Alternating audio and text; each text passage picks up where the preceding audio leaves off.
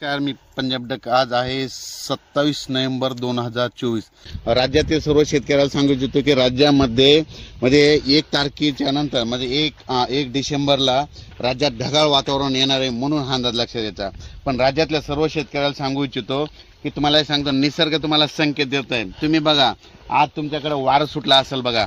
आज जर समजा असे हे वारं आणखीन काय होतं, 3 दिवस सारखं वाहू लागतं.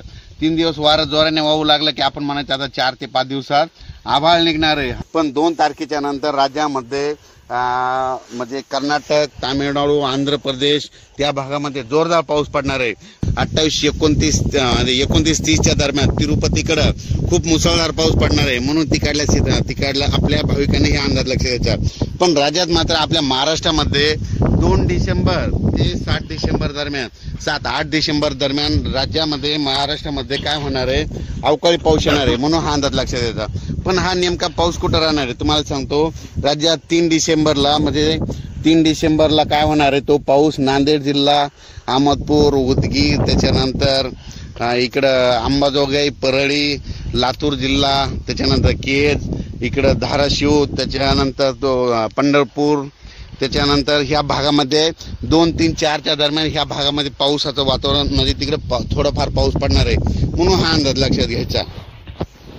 राज्यात मात्र 4 डिसेंबर ते 8 डिसेंबर दरम्यान राज्यामध्ये अवकाळी पाऊस येणार आहे, म्हणून हा अंदाज लक्षात घ्यायचा. मी प्रत्येक वेळेस सांगत असतो की यावर्षी नाही, पुढच्या वर्षी देखील लक्षात घ्यायचं की राज्यामध्ये 2 डिसेंबर ते 7 डिसेंबर दरम्यान राज्यात दरवर्षी अवकाळी पाऊस येणार, हे कायमचं वहीमध्ये लिहून ठेवा असं म्हणत असतो.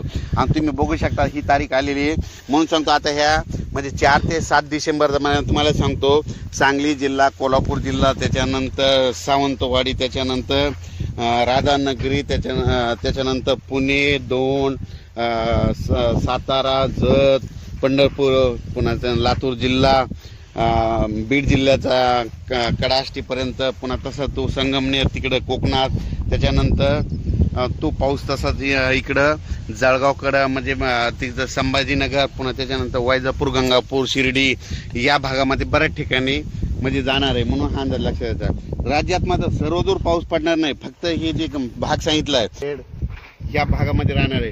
आणि उर्वरित राज्यात मात्र पाऊस काय होणार म्हणजे विदर्भात कुठंतरी तुरळक ठिकाणी थेंब येणार आहेत, म्हणून हा अंदाज लक्षात घ्यायचा. फक्त ह्या पट्ट्यामध्ये फक्त पाऊस असा चांगला पडणार आहे.